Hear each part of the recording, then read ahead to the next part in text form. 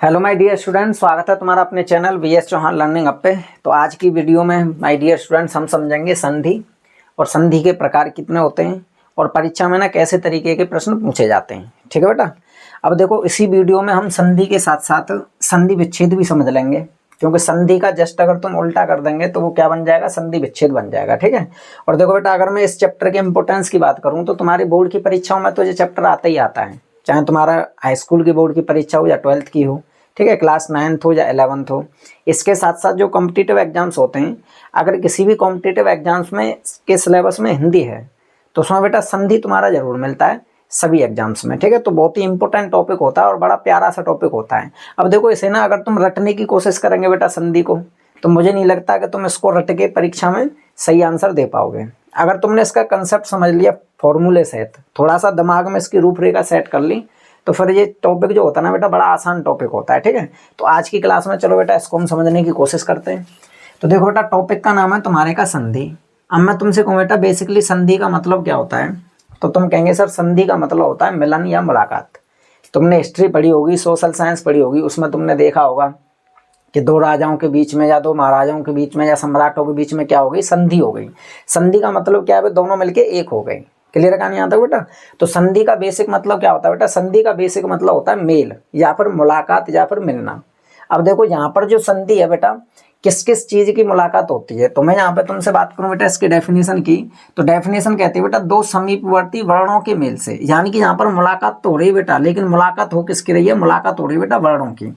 अब वर्ण कौन कौन से होते हैं बेटा, अब देखो ये जो संधि चैप्टर है ना, या तुम हिंदी में पढ़ो या फिर संस्कृत में पढ़ो, तो हिंदी और संस्कृत दोनों में ना बेटा वर्णमाला आ से लेकर ज्ञान तक होती है। ठीक है बेटा, तो आ से लेकर ज्ञान तक के सभी अक्षर क्या कहलाते हैं, तुम्हारे वर्ण कहलाते हैं। तो इन्हीं के बीच में जो परिवर्तन होता है आपस में मिलने से, वो परिवर्तन क्या कहलाता है, संधि कहलाता है। ठीक है, तो क्या कह रहा है कि दो समीपवर्ती वर्णों के मेल से होने वाला परिवर्तन क्या कहलाता है बेटा, संधि कहलाता है। यानी कि जब एक वर्ण के बाद दूसरा वर्ण आ जाए और फिर जहां पर कोई नया वर्ण बन जाए, यानी कि उसमें परिवर्तन हो जाए, तो ये परिवर्तन क्या कहलाएगा, संधि कहलाएगा। क्लियर बेटा कहानी अंदर। अब देखो, जो संधि होती है बेटा, हिंदी की बात करो या संस्कृत की बात करो, दोनों ही लैंग्वेजेस में संधि जो होती है ना, तीन प्रकार की होती है, स्वर संधि, व्यंजन संधि और विसर्ग संधि। कितने प्रकार की होती है बेटा, तीन प्रकार की। तो इसका पहला प्रकार होता है बेटा स्वर संधि, दूसरा प्रकार होता है बेटा व्यंजन संधि, तीसरा प्रकार होता है विसर्ग संधि। अब कैसे पता चलेगा भाई यहाँ पर जो स्वर संधि है, व्यंजन संधि है या विसर्ग संधि है, तो देखो बेटा क्या होती है इसकी डेफिनेशन, कि कभी भी अगर एक स्वर के बाद कोई दूसरा स्वर आ जाए, एक स्वर के बाद दूसरा स्वर। अब स्वर क्या होते हैं बेटा, आ से लेके बड़ी अंक तक जितने भी अक्षर होते हैं तुम्हारे क्या कहलाते हैं, स्वर कहलाते हैं। आ ई उ रे ए ए ओ औ अंग ए, ये क्या कहलाते हैं बेटा, स्वर कहलाते हैं। क्लियर कहानी भाई। अब देखो, अंग ए को हम बेटा विसर्ग में समझेंगे। ठीक है, तो वो विसर्ग की श्रेणी में चले जाएंगे, लेकिन आ से बड़ी अंक तक ये सभी क्या होते हैं बेटा, स्वर होते हैं। और का से लेके ज्ञान तक क्या होते हैं, तुम्हारे व्यंजन होते हैं। ठीक है बेटा। तो अ छोटी अंग और बड़ी अंग जो होती है बेटा, इन दोनों को हम क्या कहते हैं बेटा, विसर्ग संधि के अंदर लेते हैं। यानी कि इनको क्या मानते हैं हम, विसर्ग मानते हैं। ठीक है, तो आ से लेकर के बड़े ओ तक तुम्हारे क्या बचते हैं, स्वर बचते हैं।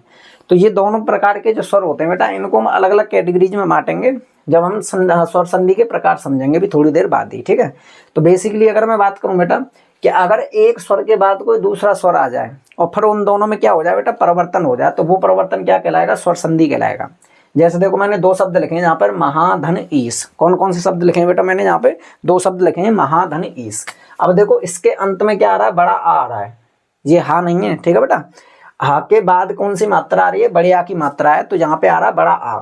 और जहां पर तुम देखेंगे बेटा ये बड़ी ई आ रही है, तो महाधन ईश। तो जब इन दोनों वर्णों को जोड़ेंगे तो ये क्या बन जाएगा बेटा, महेश बन जाएगा। क्या बन जाएगा बेटा, महेश। अब तुमने देखा भाई, बड़ा आ और बड़ी ई मिलके छोटी ए बनेगी।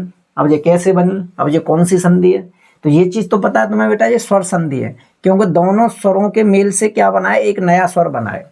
लेकिन स्वर संधि में भी क्या होती है बेटा, कैटेगरीज होती हैं, कि दीर्घ संधि है, कि गुण संधि है, कि तुम्हारी यड़ संधि है, कि विसर्ग व्यंजन यड़ संधि है, या पर अयाद्य संधि है। ठीक है बेटा, तो ये अभी हम थोड़ी सी देर में समझेंगे। तो यहाँ पर तुमने देखा, बड़े आ के बाद है, जब बड़ी ई आ रही है तुम्हारा ए बन गया, यानी कि एक स्वर के बाद जैसे ही दूसरा स्वर आया तो एक नया स्वर बन गया, तो ये क्या कहलाएगी, हमारी स्वर संधि कहलाएगी। अब यहाँ पर देखेंगे बेटा, परीक्षा धन अर्थी, तो यहाँ पर क्या आ रहा है बेटा, बड़ा आ रहा है, और यहाँ पे क्या आ रहा है, छोटा आ। तो बड़े आ के बाद जब छोटा आ आया तो इसको मैंने क्या कर दिया बेटा, परीक्षार्थी बन गया। ये क्या बन गया, परीक्षार्थी। तो यहाँ तुम देखेंगे ये जो छोटा आ आ रहा था, इसका क्या बन गया, बड़ा आ बन गया। तो परिवर्तन हो गया। और यही परिवर्तन क्या कहलाता है बेटा, संधि कहलाता है। क्योंकि यहाँ पर देखो बेटा, दो स्वर मिले हैं और स्वरों के मिलने से परिवर्तन हुआ है, तो इसीलिए ये क्या कहलाएगी, स्वर संधि कहलाएगी।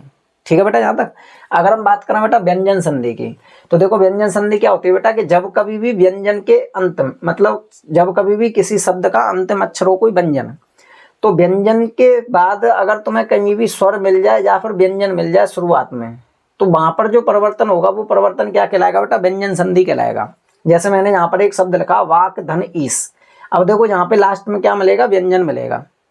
अब व्यंजन के बाद यहाँ पर पहला अक्षर या तो कोई स्वर मिल जाए या फिर कोई व्यंजन मिल जाए, फिर उसमें क्या हो जाए, परिवर्तन हो जाए, तो वो परिवर्तन क्या कहलाएगा, व्यंजन संधि कहलाएगा। जैसे यहाँ पे बाक धन ईस को मैंने मिलाया, तो ये क्या बन गया बेटा, बागीस बन गया। क्या बन गया, बागीस। तुमने सुना होगा बागेश्वर धाम बाबा, पंडित धीरेन्द्र शास्त्री, आजकल बहुत फेमस है बेटा। तो यहाँ पर क्या बन गया, ये बागीस बन गया। अब तुम देखेंगे क धन बड़ी ई मिलके क्या बन गया बेटा, ग बन गया। तो इसका मतलब परिवर्तन हो गया। चूंकि व्यंजन के और स्वर के मेल से ये परिवर्तन हुआ है, इसीलिए क्या कहलाएगा, ये व्यंजन संधि कहलाएगा। क्लियर हुई कहानी बेटा। ऐसे यहाँ पे देखो सत धन जन, तो जहाँ पे त आ रहा है, जहाँ पे जा आ रहा है, जब मैंने दोनों को मिलाया तो ये बन गया सज्जन। क्या बन गया बेटा, ये बन गया तुम्हारा सज्जन। तो यहाँ पर तुमने देखा त का क्या बन गया, ज बन गया, यानी कि परिवर्तन हो गया। अब व्यंजन के बाद चाहे तो व्यंजन आ जाए या फिर व्यंजन के बाद कोई स्वर आ जाए, परिवर्तन हो जाए, तो वो परिवर्तन क्या कहलाएगा, व्यंजन संधि कहलाएगा। क्या कहलाएगा बेटा, हमारा परिवर्तन व्यंजन संधि कहलाएगा। ठीक है कहानी यहाँ तक बेटा। यानी कि जब देखो स्वर के बाद स्वर आए फिर परिवर्तन हो तो वो स्वर संधि। अगर व्यंजन के बाद या तो स्वर आ जाए या व्यंजन आ जाए तो वो क्या कहलाएगा, व्यंजन संधि। लेकिन अगर विसर्ग के बाद, किसके बाद बेटा, विसर्ग के बाद या तो कोई स्वर आ जाए या फिर कोई व्यंजन आ जाए, फिर उसमें क्या हो जाए, परिवर्तन हो जाए, तो वो क्या कहलाएगा, विसर्ग संधि। तो यहाँ पर देखो बेटा यही कह रहा है कि अगर विसर्ग के बाद कोई स्वर आ जाए या व्यंजन आ जाए तो वो क्या कहलाएगी, हमारी विसर्ग संधि कहलाएगी। ठीक है बेटा। ऐसे यहाँ पे हम देखेंगे नेह धन अंतर। अब यहाँ पर देखेंगे बेटा लास्ट में विसर्ग आ रहा है। ठीक है बेटा। मैंने भी तुम्हें बताया था यहाँ पे बेटा विसर्ग बड़ी अंक की मात्रा, ठीक है, और छोटी अंक की मात्रा को अनुसार, अनुनासिक, चंद्रबिंदी, इनको हम कब पढ़ेंगे, जब चैप्टर पढ़ेंगे अपना वर्णमाला। ठीक है बेटा। वर्णमाला में देखेंगे कि आ से लेके जो बड़ी अंक तक होते हैं इसमें किस स्वर को क्या नाम देते हैं। ऐसे का से लेके यहाँ तक जो व्यंजन होते हैं उसमें प्रत्येक व्यंजन का नाम क्या है। ठीक है। जैसे क ख ग घ, यहाँ इनको क्या बोलते हैं, क वर्ग बोलते हैं। ऐसे क ख ग घ क्या बोलते हैं, क वर्ग। ऐसे फिर प फ ब भ प वर्ग। तो इनको ना व्यंजनों को अलग अलग बांटना भी सीखेंगे। ठीक है। अभी हम समझ रहे हैं बेटा संधि, तो पहले तुम्हें किस पे ध्यान देना, संधि पे। तो यहाँ पर तुम देखेंगे विसर्ग के बाद हमारा क्या आ गया, स्वर आ गया। अब मैंने कहा बेटा इसका क्या कर देते हम, संधि करते हैं दोनों का। तो नेह धन अंतर को जब मैंने मिलाया बेटा, मिलाया तो ये क्या बन गया, निरंतर बन गया। क्या बन गया बेटा, ये निरंतर बन गया। तो यहाँ पर विसर्ग के बाद अ आते ही क्या बन गया, र बन गया, तो परिवर्तन हो गया। तो ये क्या कहलाएगा, विसर्ग संधि कहलाएगा। यहाँ पर देखो विसर्ग के बाद नेह धन छल, जब दोनों को जोड़ा तो क्या बन गया बेटा, ये निश्चल बन गया। क्या बन गया बेटा, निश्चल। तो इसका मतलब क्या हुआ, विसर्ग जो है ना वो सा में परिवर्तित हो गया। तो ये क्या बनेगी बेटा, विसर्ग संधि बनेगी। क्लियर कहानी यहाँ तक। तो बिल्कुल सिंपल डेफिनेशन है बेटा कि जब स्वर के बाद स्वर आए परिवर्तन हो जाए तो स्वर संधि, जब व्यंजन के बाद स्वर या व्यंजन आए परिवर्तन हो जाए तो व्यंजन संधि, जब विसर्ग के बाद स्वर या व्यंजन आए परिवर्तन हो जाए तो वो विसर्ग संधि। तो उम्मीद करता हूँ बेटा ये तीनों संधि तुम्हारे समझ में आ गई होंगी। ठीक है। अब हम बात करते हैं बेटा कि संधि होती कितने प्रकार की हैं। तो तुमने कहा संधि होती है 3 प्रकार की। अब मैंने कहा बेटा जो स्वर संधि होती है वो कितने प्रकार की होती है। तो देखो बेटा स्वर संधि होती है बेटा 5 प्रकार की। कितने प्रकार की होती है, 5 प्रकार की। अब देखो इन 5 संधियों को हम फॉर्मूले सहित समझेंगे। अगर तुम कभी बोर्ड परीक्षा में इनको लिखने जा रहे हो और इनकी परिभाषा परीक्षा में आ जाए तो हमेशा याद रखना बेटा फॉर्मूले सहित लिखना है इसको। ठीक है। तो पूरे नंबर मिलेंगे। लेकिन जो कम्पिटिटिव एग्जाम्स होते हैं तो वहाँ पर तो बेटा विकल्प आते हैं आपके 4 क्वेश्चन दे देगा, सीधा 4 विकल्प देगा, कौन से सही है। तो वहाँ तुम्हें डिटेल में लिखने की जरूरत होती नहीं है। ठीक है बेटा। तो यहाँ पे अगर हम बात करें बेटा किसकी, दीर्घ संधि की, इसका पहला प्रकार है किसका, स्वर संधि का। तो स्वर संधि कितने प्रकार की होती है, 5 प्रकार की। दीर्घ संधि, गुण संधि, जड़ संधि, ठीक है बेटा, वृद्धि संधि और अयाधि संधि, जिन्हें हम एक एक से भी समझते हैं। तो पहला इसका प्रकार है बेटा दीर्घ संधि। अब देखो दीर्घ संधि का जो फॉर्मूला होता है बेटा वो होता है अकह सवर्णे दीर्घः। क्या फॉर्मूला होता है बेटा, अकह सवर्णे दीर्घः। ये संस्कृत फॉर्मूला होता है। अब बेसिकली इसका मतलब क्या होता है, तो देखो इसका मतलब होता है अर्थात जब समान वर्ण यानी कि सवर्ण के स्वर मिलते हैं तो क्या बनता है बेटा, दीर्घ बन जाता है। समान स्वर जब आपस में मिलेंगे तो क्या बनेगा, उसका दीर्घ बन जाएगा। जैसे उदाहरण के लिए देखो, अगर कभी किसी भी शब्द का अंतिम अक्षर और पहला अक्षर अ या आ में से कुछ भी हो जाए, या तो अ या आ हो, आ हो, तो हमेशा उसका क्या बनेगा बेटा, दीर्घ बनेगा। क्या बनेगा, दीर्घ बनेगा। इन दोनों को हम क्या कहते हैं बेटा, सवर्ण कहते हैं। ऐसे ई और ई दोनों को क्या कहते हैं, सवर्ण। उ और उ दोनों को हम क्या कहते हैं, सवर्ण। इसी प्रकार अगर किसी शब्द के अंत में ए या ई की मुलाकात हो जाए, एक शब्द का अंतिम अक्षर जे और एक शब्द का शुरुआत का अक्षर जे, तो उसका हमेशा क्या बनेगा, दीर्घ बनेगा। क्या बनेगा, दीर्घ। इसी प्रकार इन दोनों की जब मुलाकात होगी तो उसका क्या बनेगा बेटा, दीर्घ बनेगा। ठीक है बेटा। अब देखो इसको थोड़ा सा डिटेल में समझो। यहाँ पर अ या आ में, अ या आ को आ में परिवर्तित करते हैं। इसका मतलब ये होता है कि अगर किसी शब्द के लास्ट में आ जाए, फिर दूसरे शब्द के शुरुआत का आ जाए, तो दोनों मिलके क्या बनेंगे बेटा, बड़ा आ। यानी कि क्या बनेगा, हमेशा उसका दीर्घ बनेगा। यदि आ के बाद बड़ा आ जाए, तुमने कहा सर यहाँ पे ये छोटा आ और यहाँ पे आ गया बड़ा आ, तो दोनों का मिलके बताओ क्या बनेगा, हमेशा दीर्घ बनेगा। क्या बनेगा बेटा, दीर्घ बनेगा। इसी प्रकार यदि बड़े आ के बाद, किसके बाद बेटा, बड़े आ के बाद अगर छोटा आ जाए, बताओ क्या बनेगा, हमेशा उसका दीर्घ बनेगा। क्या बनेगा, हमेशा उसका दीर्घ। या फिर बड़े आ के बाद बड़ा आ ही आ जाए, तो क्या बनेगा, हमेशा उसका दीर्घ बनेगा। क्या बनेगा, हमेशा उसका दीर्घ। तो ये जो दो अक्षर है बेटा, इसका मतलब है जहाँ पर ये चार अक्षर, लेकिन जब भी परिवर्तन होगा तो हमेशा दोनों का क्या बनेगा, दीर्घ बन के आएगा। क्या बन के आएगा, दीर्घ। ऐसे यहाँ पर ई और ई का दीर्घ बनेगा, यानी कि छोटी ई और छोटी ई मिला के क्या बनेगी, बड़ी ई। फिर छोटी ई और बड़ी ई मिला के क्या बनेगी, बड़ी ई। बड़ी ई और छोटी ई मिला के क्या बनेगी, बड़ी ई। बड़ी ई प्लस बड़ी ई मिला के क्या बनेगी, बड़ी ई। सेम कंडीशन ऊ के केस में। मान लीजिए अगर छोटा ऊ तुमने मिलाया और फिर छोटा ऊ मिला दिया, छोटे ऊ के बाद क्या मिला दिया बेटा, छोटा ऊ, तो हमेशा क्या बनेगा, बड़ा ऊ ही बनेगा। अगर मान लीजिए छोटा ऊ के बाद तुमने बड़ा ऊ मिलाया, तो क्या बनेगा, बड़ा ऊ ही बनेगा। यदि बड़े ऊ के बाद तुमने क्या मिलाया बेटा, छोटा ऊ मिलाया, तब भी क्या बनेगा, बड़ा ऊ। और अगर बड़े ऊ के बाद तुमने क्या मिलाया बेटा, बड़ा ऊ, तब भी क्या बनेगा, बड़ा ऊ। तो कहने का मतलब ये होता है बेटा कि अगर ये समान वर्ण आपस में मिल जाए, तो जब भी परिवर्तन होगा तो उसका बन के क्या आएगा, दीर्घ बन के आएगा। क्या बन के आएगा बेटा, उसका दीर्घ बन के आएगा। और यही इस संधि का मतलब होता है। ठीक है। अब देखो यहाँ पे समझते हैं। मैंने कहा बेटा धर्म धन अर्थ, तो इन दोनों को मिलाते हैं। तो तुमने कहा बेटा इसके अंत में आ रहा है अ, क्या आ रहा है, अ, और इसके अंत में भी क्या आ रहा है, अ। तो जब हम आ के बाद आ को मिलाएंगे तो बड़ा आ बनेगा। तो धर्म धन अर्थ क्या बन जाएगा बेटा, धर्मार्थ बन जाएगा। क्या बन जाएगा बेटा, धर्मार्थ। तो इन दोनों को जोड़ने पर क्या बना, हमारा धर्मार्थ बन गया। परीक्षा धन अर्थी, तो जहाँ पे क्या आ रहा है, बड़ा आ, और जहाँ पे क्या आ रहा है, छोटा आ। तो बड़ा आ और छोटा आ मिलके क्या बनेगा, बड़ा आ। हमेशा ही बड़ा आ बनेगा जब ये दोनों समान स्वर आपस में मिलें। अगर ये दोनों समान स्वर मिलें तो बड़ा बनेगा, ये दोनों समान स्वर मिलें तो बड़ा बड़ा बनेगा। ठीक है बेटा। तो ये क्या बन जाएगा, परीक्षार्थी। ये बन जाएगा परीक्षार्थी।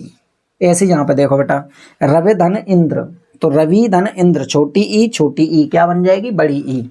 तो ये क्या बन जाएगा, रवींद्र। क्या बनेगा बेटा, रवींद्र। यहाँ पर देखो भानु धन उदय, तो छोटा ऊ प्लस छोटा ऊ क्या बन जाएगा बेटा, बड़ा ऊ। तो ये बन जाएगा भानुदय। क्या बनेगा बेटा, भानुदय। बधु धन उत्सव, तो बड़ा ऊ प्लस छोटा ऊ, बड़ा ऊ ही बनेगा। देखो बेटा दोनों की मुलाकात कैसे भी हो जाए, बड़ा बड़ा बनेगा, बड़ा बनेगा, बड़ा बनेगा। तो बड़े को हम संस्कृत या हिंदी में क्या कहते हैं, दीर्घ कहते हैं। क्या कहते हैं बेटा, दीर्घ। और छोटे को क्या कहते हैं, लघु। तो यहाँ पर क्या बन जाएगा बेटा, ये बधूत्सव बन जाएगा, बधूत्सव। यहाँ पर देखो बेटा देव धन आलय, तो छोटा आ प्लस बड़ा आ, तो क्या बन गया बेटा, बड़ा आ, यानी कि दीर्घ बन गया। तो ये बन जाएगा देवालय। क्या बन जाएगा बेटा, देवालय। महाधन आत्मा बराबर क्या बन जाएगा बेटा, महात्मा। क्या बनेगा जी, महात्मा। ऐसे इसको देखेंगे। गिरी धन ईश, तो बताओ क्या बनेगा, छोटी ई प्लस बड़ी ई ही बनेगा। तो क्या बन जाएगा बेटा, ये ग्रीस। क्या बन जाएगा, ग्रीस। बड़ी ई प्लस बड़ी ई, रजनी धन ईश, तो क्या बन जाएगा, रजनीश, यानी कि बड़ी ई बनेगा, रजनीश बन गया। लघु धन ऊर्मी, तो छोटा ऊ प्लस बड़ा ऊ बनेगा। तो क्या बन जाएगा, लघूर्मी। क्या बन जाएगा बेटा, लघूर्मी। ऐसे बधु धन ऊर्मी, तो बड़ा ऊ प्लस बड़ा ऊ, क्या बन जाएगा, बधूर्मी। क्या बन जाएगा बेटा, बधूर्मी। हरी धन ईस, तो छोटी ई प्लस बड़ी ई क्या बन जाएगी बेटा, बड़ी ई बन जाएगी, तो क्या बन जाएगा, हरीश। छोटा आ प्लस छोटा आ दोनों को मिला देंगे तो क्या बन जाएगा, बड़ा आ, तो क्या बन जाएगा, मतानुसार, मतानुसार। क्लियर कहानी आता है बेटा। अब देखो जब हम दो शब्दों को जोड़ के एक शब्द बना रहे हैं तो इसका मतलब हम क्या कर रहे हैं, संधि कर रहे हैं, ठीक है बेटा। तो यहाँ पर एक वर्ण है, यहाँ पर एक वर्ण है, दोनों को मिलाया एक बड़ा वर्ण बना दिया, परिवर्तन हो गया, क्या हो गई, ये संधि हो गई। लेकिन जब हम इधर से इसको उल्टा बनाने लग जाएं, धर्मार्थ को तोड़ने लग जाएं धर्म धन अर्थ में, तो ये प्रोसेस क्या कहलाएगी बेटा, ये प्रक्रिया कहलाएगी संधि विच्छेद। तो संधि विच्छेद में हम क्या करते हैं कि एक शब्द को दो या दो से अधिक शब्दों में तोड़ देते हैं, यानी कि दो शब्दों में क्या करते हैं, तोड़ देते हैं। तो ये प्रक्रिया क्या कहलाती है, संधि विच्छेद कहलाती है, ठीक है बेटा। ऐसे यहाँ पे परीक्षार्थी को हमने तोड़ा, परीक्षा धन अर्थी, रविंद्र को तोड़ा, रवि धन इंद्र। अब कई बार बच्चों को ये डाउट आ सकता है कि सर हमने रविंद्र को तोड़ा या फिर भानु को तोड़ा, तो भानुदय को हम ऐसे नहीं तोड़ सकते हैं क्या, कि भानु धन उदय, भानु धन उदय। भाई इन दोनों को जब हम मिलाएंगे तो बड़ा ऊ प्लस बड़ा ऊ क्या बनेगा, बड़ा ऊ, तो ये भी क्या बनेगा, भानुदय। तो बेटा एक चीज हमेशा याद रखना कि जब कभी भी तुम संधि विच्छेद करो तो संधि विच्छेद करते समय हमेशा ये दोनों शब्द क्या होने चाहिए, ऐसे होने चाहिए जिनका कोई अर्थ होता हो, यानी कि सार्थक होते हो, और हिंदी के हिसाब से ये शुद्ध लिखे गए हों, अशुद्ध न लिखे गए हों। तो यहाँ पर तुम देखेंगे बेटा भानु जो होता है ना, भानु होता है सूर्य का पर्यायवाची, तो भानु को ऐसे नहीं लगते हैं। भानु में क्या आता है बेटा, छोटी ई की मात्रा आती है, तो इसीलिए इसको हम लिखते हैं भानु। और उदय कोई शब्द नहीं होता है, उदय, उदय का मतलब होता है उगना, तो इसीलिए हम यहाँ पे क्या लिखते हैं, उदय। तो भानु धन उदय बराबर क्या बन जाता है, भानुदय, ठीक है बेटा। तो कई बार बच्चों के अंदर ये डाउट रहता है कि सर बड़ा ऊ मिला के बड़ा ऊ बनता है, तो मैं यहाँ पे क्या कर देता हूँ, बधु धन उत्सव कर देता हूँ। भाई बधु धन उत्सव, तो अब तुम कहेंगे सर देखो यहाँ पे मैंने इन दोनों का संधि किया, बड़ा ऊ प्लस बड़ा ऊ बराबर बड़ा ऊ, तो बधुत्सव बना दिया। तो यहाँ बेटा देखो गलती ये हो जाएगी कि जब कभी भी तुम संधि विच्छेद करो तो संधि विच्छेद करते समय ये ध्यान रखना है कि जब इस शब्द को ना दो शब्दों में तुम तोड़ रहे हो तो दोनों शब्द बेटा या तो सार्थक होने चाहिए, उनका कोई अर्थ होना चाहिए, प्लस में क्या होना चाहिए, हिंदी के हिसाब से वो शुद्ध लिखे होने चाहिए, अशुद्ध नहीं लिखे होने चाहिए। क्लियर हुई कहानी, आता बेटा। तो देखो बेटा उत्सव कोई वर्ण नहीं होता है, उत्सव का मतलब क्या होता है बेटा, त्योहार, तो हम इसको कैसे लिखते हैं, उत्सव लिखते हैं। तो बधु धन उत्सव तब क्या बनेगा बेटा, बधुत्सव बनेगा। क्लियर है बेटा। तो उम्मीद करता हूँ ये चीज़ तुम्हारे क्लियर होगी और थोड़ा सा जो माइंड में कई बार डाउट आ जाता है तो वो भी तुम्हारा क्लियर हो गया होगा, ठीक है। तो जब कभी भी दो शब्द, एक शब्द के दो शब्द बनाने हो, उसका संधि विच्छेद करना हो, तो तुम्हें ऐसे शब्दों में तोड़ने जो सार्थक होते हों और हिंदी के हिसाब से वो शुद्ध लिखे गए हों। क्लियर बेटा। मन में आया जैसा तुम अशुद्ध शब्द या फिर निरर्थक शब्दों का संधि नहीं कर सकते हो। क्लियर हुई कहानी। अब देखते हैं बेटा नेक्स्ट अपनी संधि प्यारी सी, जिसका नाम है बेटा गुण संधि। क्या नाम है बेटा इसका, गुण संधि। अब देखो इसके फॉर्मूले की बात करें तो इसका फॉर्मूला होता है बेटा अंगस्य गुणः। क्या होता है बेटा, अंगस्य गुणः इसका फॉर्मूला होता है। इसका मतलब होता है अर्थात यदि अ या आ के बाद ई उ या री आए, री आ जाए, क्या आ जाए बेटा, ई उ या री आ जाए तो उनका गुण यानी कि ए ओ अर हो जाता है, ये इसका मतलब होता है। अब देखो बेसिकली इसका मतलब समझो, अगर कभी भी अ या आ के बाद, किसके बाद बेटा, अ या आ के बाद कौन कौन से शब्द आए, अ या आ के बाद यदि ई या ई आ जाए, छोटी ई आए या बड़ी ई आए, तो दोनों का क्या बन जाएगा, छोटी ए बन जाएगा। क्या बनेगा बेटा, छोटी ए। चाहे छोटी ई आए या बड़ी ई आए, दोनों का क्या बनेगा, छोटी ए। छोटे आ के बाद आए या बड़े आ के बाद आए, क्या बनेगा, छोटी ए। यदि छोटा आ या बड़ा आ के बाद छोटा ऊ या बड़ा ऊ कुछ भी आ जाए तो इन दोनों का क्या बन जाएगा, छोटा ओ बन जाएगा। क्या बन जाएगा बेटा, छोटा ओ। और यदि अ या आ के बाद रे आ जाए तो इसका क्या बन जाएगा, अर बन जाएगा। यही हमारी क्या कहलाती है, गुण संधि कहलाती है। तो गुण संधि में बेटा याद रखना है, क्या याद रखना है कि अ या आ के बाद छोटा आ या बड़ा आ के बाद छोटी ई बड़ी ई आ जाए, ए बन जाएगा। छोटा ऊ बड़ा ऊ आ जाए, ओ बन जाएगा। और रे आ जाए तो अर बन जाएगा। क्लियर कहानी आता है बेटा। तो इसको हम कहते हैं बेटा गुण संधि। अब देखो उदाहरण समझते हैं इसका, नर धन इंद्र, तो इसके लास्ट में क्या आ रहा है बेटा, आ। तो पहली बात तो ये याद रखनी है, गुण संधि में जब भी तुम दो वर्णों को जोड़ेंगे तो जहां पर जो लास्ट अक्षर होगा, अंतिम अक्षर होगा, वो या तो छोटा आ मिलेगा या बड़ा आ मिलेगा, इसके बाद कुछ नहीं मिलेगा। ठीक है बेटा। उसके बाद ई उ और रे तक कुछ भी आ जाए तो ई का ए बनेगा, उ का ओ बनेगा, री का अर बनेगा। तो अ धन ए बराबर क्या हो गया, ए हो गया। तो ये क्या बन गया बेटा, नरेंद्र बन गया। क्या बन गया बेटा, नरेंद्र। ऐसे नर धन ईस क्या बनेगा बेटा, नरेश। क्या बनेगा, नरेश। अब ऐसा मत करना नर धन ईस बराबर नरीस, गलत हो जाएगा। क्यों बेटा, दीर्घ संधि का नियम क्या होता है, दीर्घ इसको नरीस कब करेंगे, जब नरे धन ईस हो, और नरी तो कोई वर्ड होता नहीं है भाई, ठीक है बेटा। तो नरी धन ईस को हम नरीस बोलेंगे, लेकिन आ के बाद ई आ गई तो उसका क्या बनेगा, ए बनेगा, जो गुण संधि हो जाएगी। दीर्घ संधि में क्या होता है, ये दोनों ना क्या होने चाहिए, सवर्ण होने चाहिए, समान होने चाहिए। लघु दीर्घ से कोई अंतर नहीं पड़ेगा, लघु का मतलब छोटा हो चाहे बड़ा हो, उससे कोई अंतर नहीं पड़ेगा, ठीक है बेटा। लेकिन अगर ये असमान वर्ण हैं, आजा आ के बाद देखो ये असमान है भाई, ये छोटा आ है, ये बड़ी ई है, तो ये असमान हो गया। तो असमान होने पर कभी भी दीर्घ संधि नहीं बनती है। क्लियर बेटा, दीर्घ संधि कब बनेगी, जब दोनों के दोनों स्वर कैसे होने चाहिए, समान होने चाहिए। क्लियर। अब यहाँ पे देखो, यहाँ पे बड़ा आ है और जहाँ पर छोटी ई है, तो महाधन इंद्र महींद्र मत कर देना इसको, कि कहीं ऐसे करते हैं कि लो सर जी ये तो महींद्र हो गया, तो ये क्या हो जाएगा बेटा, गलत हो जाएगा। क्यों हो गया, क्योंकि ये दोनों समान नहीं है। और दीर्घ संधि तब बनती है जहाँ पर दोनों अक्षर कैसे हों, समान हों, ठीक है बेटा। तो यहाँ पे बड़ा आ है, उसके बाद छोटी ई है, तो इसका मतलब क्या है बेटा, आ के बाद ई आ रहा है तो क्या बन जाएगा, ए बन जाएगा। तो यहाँ पर इसको हम महेंद्र नहीं क्या बोलेंगे बेटा, महेंद्र। नाम सुना होगा बेटा, महेंद्र बाहुबली, नाम सुना है ना, तो उसका मतलब है महाधन इंद्र, जो बहुत बड़ा इंद्र है, मालिक है, स्वामी है। महा का मतलब होता है महान। महाधन ईश, तो आ के बाद ई आ गया तब भी ए बनेगा, तो क्या बन जाएगा बेटा, महेश। क्या बनेगा बेटा, महेश।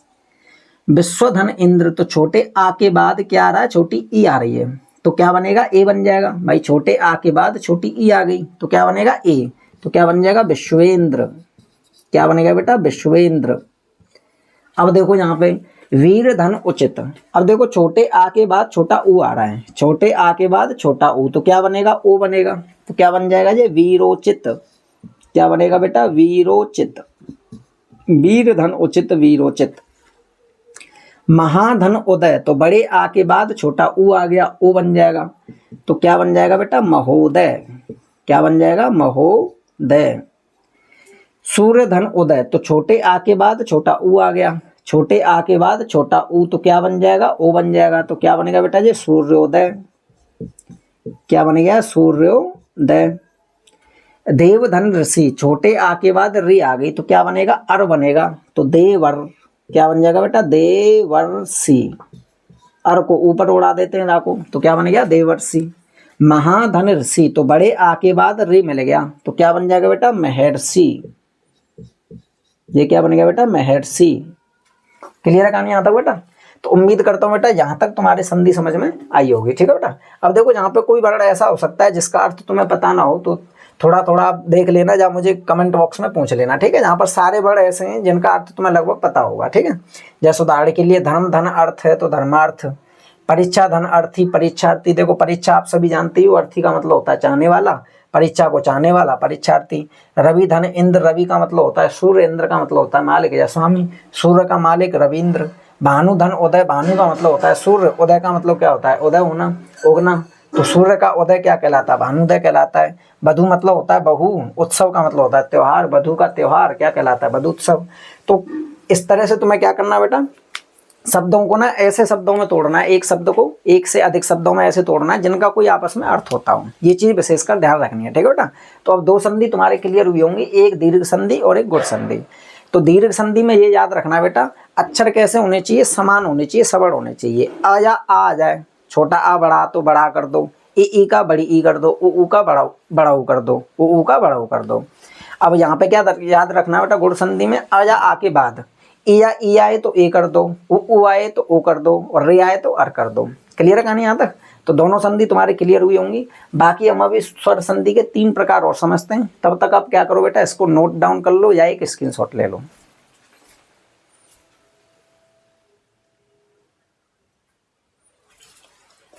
अब हम देखते हैं बेटा स्वर संधि का तीसरा प्रकार, जिसका नाम है वृद्धि संधि। तो अब देखो बेटा, वृद्धि संधि का जो फॉर्मूला होता है वो क्या होता है बेटा, वृद्धि रेची। क्या फॉर्मूला होता है संस्कृत में, वृद्धि रेची। अब इसका मतलब क्या होता है, मतलब होता है कि बेटा अर्थात यदि अ या आ के बाद ए ओ आ जाए तो उनका वृद्धि रूप हो जाता है। वृद्धि रेची का मतलब होता है बेटा वृद्धि रूप हो जाता है, यानी कि यदि छोटा आ या बड़ा आ के बाद दोनों में से किसी के बाद भी ए ओ दोनों में से कुछ भी आ जाए तो उसका कौन सा रूप होगा, वृद्धि रूप होगा।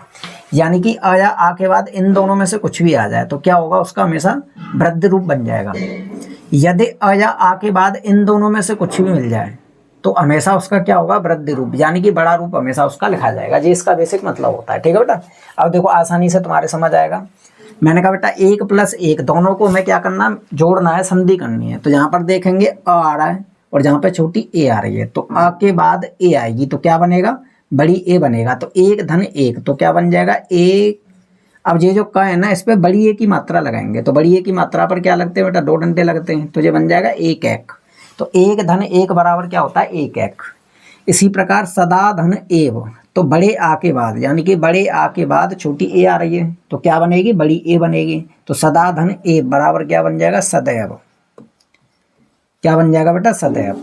यहाँ पर देखो तथा धन एव, तो बड़े आ के बाद क्या मिल रहा है बेटा, छोटी ए मिल रही है, बड़ी ए बनेगी, तो क्या बन जाएगा, सदैव।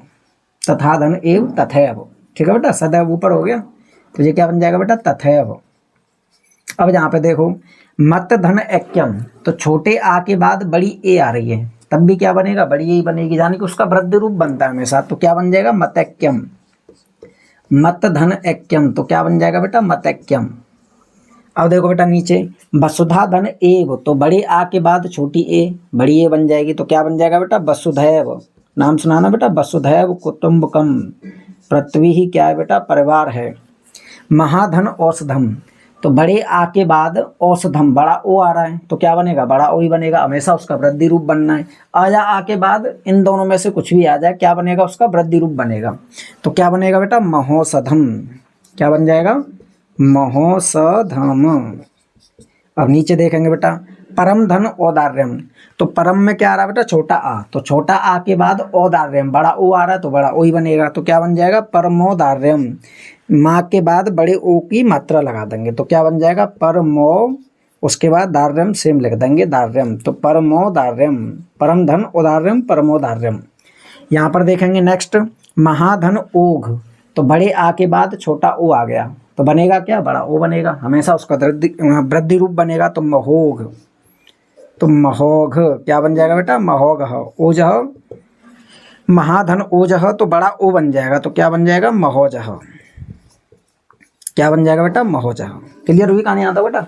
तो वृद्धि संधि का फॉर्मूला होता है वृद्धिरेचि, अर्थात जब आ या आ के बाद ए ओ दोनों में से कुछ भी आ जाए तो हमेशा उसका क्या लिखेंगे, वृद्धि रूप लिखेंगे, बड़ा रूप लिखेंगे। क्लियर है बेटा कहानी यहाँ तक। अब देखते हैं चौथी संधि अपनी, जिसका नाम है बेटा यड़ संधि। अब देखो यड़ संधि का फॉर्मूला होता है बेटा एकोयड़ची। क्या होता है बेटा, एकोयड़ची। अब देखो एकोयड़ची का मतलब होता है जब ए या ई के बाद, अब याद रखना अ या आ के बाद नहीं आएगा, किसके बाद आएगा, छोटी ई या बड़ी ई के बाद। कौन कौन से शब्द आ जाएं, यदि ई उ रे और र के बाद कोई भी असमान स्वर आ जाए, क्या आ जाए बेटा, कोई भी असमान स्वर आ जाए तो हम क्या करते हैं, देखो बेटा ए और ई का क्या बन जाएगा, या बन जाएगा, उ का क्या बन जाएगा, व बन जाएगा, और रे का क्या बन जाएगा बेटा, र बन जाएगा। कहने का मतलब ये है बेटा कि यदि ई उ और रे के बाद कोई भी असमान स्वर आ जाए, ठीक है बेटा, किसके बाद बेटा, ई उ और रे के बाद कोई भी असमान स्वर आ जाए तो क्या बन जाता बेटा, देखो ई का या बन जाएगा, उ का वा बन जाएगा, रे का क्या बन जाएगा, रा बन जाएगा। क्लियर कहानी यहाँ तक। असमान स्वर का मतलब है छोटा आ जाए, बड़ा आ जाए, ई के बाद इनमें से कुछ भी आ जाए, मतलब स्वर जो है ना अलग होना चाहिए, सेम नहीं होना चाहिए। तो वहां पर हम क्या करेंगे बेटा, इसको इस प्रकार परिवर्तित कर देंगे। अब देखो उदाहरण से समझते हैं, तुम्हारे बढ़िया समझ में आएगा। अत्य धन अंत, अब ये बताओ बेटा ये क्या है, छोटी ई है। अब छोटी ई के बाद छोटा आ रहा है, यानी कि ये क्या आ रहा है, असमान स्वर आ रहा है। तो छोटी ई या बड़ी ई के बाद अगर असमान स्वर आ जाए तो छोटी ई किस में बन जाएगी, या में चेंज हो जाएगी। तो अत्य धन अंत किस में बन जाएगा बेटा, अत्यंत। क्या बन जाएगा, अत्यंत बन जाएगा। तो ये जो छोटी ई थी हमारी, ये वाली किस में परिवर्तित हो गई, छोटी ई और दोनों मिलके किस में बदल गए, या में बदल गए। तो छोटी ई यहाँ से गई तो ता आधा रह गया, तो ये बन गया अत्यंत। ऐसे इत्य धन अत्र, तो छोटी ई प्लस छोटा आ क्या बन जाएगा, या बन जाएगा, तो ये क्या बन जाएगा, इत्यत्र। क्या बन जाएगा बेटा, इत्यत्र। यहाँ पर देखो सो धन आगतम, ये क्या बेटा, छोटा ऊ, तो छोटा ऊ या बड़ा ऊ दोनों के बाद कोई भी असमान स्वर आ जाए, छोटा आ जाए, बड़ा आ जाए, छोटी आ जाए, बड़ी ई आ जाए, असमान स्वर आ जाए तो इन दोनों की जगह पे क्या हो जाता है बेटा, वह आ जाता है। क्या बन जाता है, वह बन जाता है। तो सो धन आगतम तो क्या बन जाएगा बेटा, स्वागतम। बढ़िया का डंडा है तो बड़ा लग गया, स्वागतम। क्या बन गया बेटा, स्वागतम। गुरु धन आदेश, तो गुरु छोटा ऊ प्लस बड़ा आ, यानी कि छोटा ऊ के बाद कोई असमान स्वर आ गया तो इसका क्या बन जाएगा, वाह बन जाएगा। तो रा ऊ प्लस आ बराबर क्या बन गया, बा बन गया। अब बा बन गया तो ये वाला रा कहाँ पे जाएगा, ये वाला रा बा के ऊपर उड़ जाएगा, तो ये क्या बन जाएगा बेटा, गुरवादेश। गुरवादेश क्या बन जाएगा बेटा, गुरवादेश। देखो छोटा ऊ की मात्रा और बड़ा आ आपस में मिलके बन गए वाह, और ये जो रा था वो इसके ऊपर चला गया। ठीक है बेटा, ऐसे यहाँ पे देखो सखी धन ऐश्वर्यम, तो बड़ी ई के बाद असमान स्वर आ गया, तो बड़ी ई के बाद आ जाए तो ये क्या बनेगा, या बनेगा बेटा, क्या बनेगा या, और बड़ी ए की मात्रा उस पर लग जाएगी तो क्या बन जाएगा जी, सख्य। बड़ी ए की जो मात्रा वो किस पे चली जाएगी, यहाँ पे, ये वाली बड़ी की मात्रा यहाँ पे चलेगी, और ये बड़ी किस में चेंज हो गई, या में चेंज हो गई, तो ये बन जाएगा सख्य स्वर्यम। सख्य स्वर्यम यानी कि सखी का ऐश्वर्यम, सख्य स्वर्यम। क्लियर है बेटा कहानी यहाँ तक। अब आगे और देखो बेटा, मात्र धन अज्ञा। अब देखो इसके अंत में क्या आ रहा है बेटा, रा। क्या आ रहा है बेटा, इसके अंत में ये वाला रा आ रहा है, तो इसका क्या बन जाएगा, रा का रा बन जाएगा। तो मात्र धन अज्ञा क्या बन जाएगा, मात्रज्ञा। अब देखो याद रखना बेटा, जहाँ पे ता आ जाए तो ये वाला ता ना त्र में चेंज कर दो, क्योंकि देखो त्र के अंदर ना दोनों चीज आ जाती हैं, ता भी आ गया, रा भी आ गया। ठीक है बेटा, तो ये वाला जो त्र होता है, त्र क्षेत्र ज्ञा वाला, इसमें त प्लस रा दोनों शामिल होते हैं। ठीक है बेटा, तो कभी भी तुम संधि करो, तुम्हें यहाँ पे त प्लस रा दोनों को जोड़ना हो तो उसकी जगह पे त्र लगा दो, तो ये बन जाएगा मात्रज्ञा। क्या बनेगा बेटा, मात्रज्ञा। ऐसे अनुधन इति, तो छोटे ऊ के बाद असमान स्वर आ गया, तो ओ और ऊ किस में चेंज होते हैं, वाह में चेंज होते हैं। किस में चेंज होता है बेटा, वाह में। तो इस ऊ का क्या बन जाएगा, वाह बन जाएगा, वाह, और ना हो जाएगा आधा, तो अन्वति, अन्वेति, अन्वेति। एक बार देखो दोबारा से, अन्वति। क्लियर हुई कहानी बेटा। अब देखते हैं नेक्स्ट, अनुधन आया, तो देखो बेटा ऊ के बाद आ रहा है तो क्या बन जाएगा, वह बन जाएगा, तो अन्वय। क्या बन जाएगा बेटा, अन्वय। नीचे देखेंगे पितृधन आज्ञा, तो अभी बताया था त प्लस रा दोनों को मिला के क्या बना देते हैं, त्र बना देते हैं, तो क्या बन जाएगा बेटा, ये पित्राज्ञा। ये बन जाएगा तुम्हारा पित्राज्ञा। अब देखते हैं बेटा देवी धन आगमन। अब देखो बड़ी ई के बाद कोई भी असमान स्वर आ गया तो क्या बन जाएगा, या बन जाएगा। अब यहाँ पर जहाँ पे क्या आ रहा है, बड़ा का डंडा आ रहा, तो बड़ा का डंडा जोड़ देंगे, तो क्या बन जाएगा, देव्या। क्या बन जाएगा बेटा, देव्या गमन, देव्या गमन, यानी कि देवी धन आगमन बराबर बन गया देव्या गमन। ठीक है बेटा। तो यड़ संधि क्या कहती है बेटा, यड़ संधि कहती है कि ई ऊ और रे के बाद कोई भी असमान स्वर आ जाए तो एक ई का या कर दो, ऊ का वा कर दो, और रे का क्या कर दो बेटा, रा कर दो। क्लियर हुई कहानी यहाँ तक।